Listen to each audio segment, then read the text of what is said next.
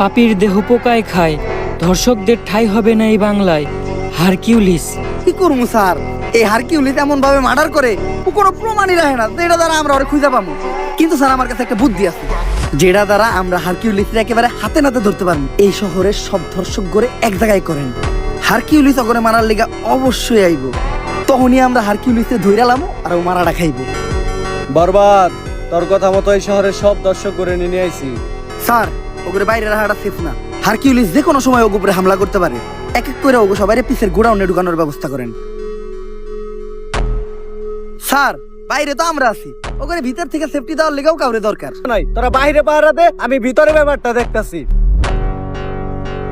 Sir শেষবারের মতো একটা কথা শুনে রাখেন, পাপীর দেহ পোকায় খায়, ধর্ষকদের ঠাঁই হবে না এই বাংলায়।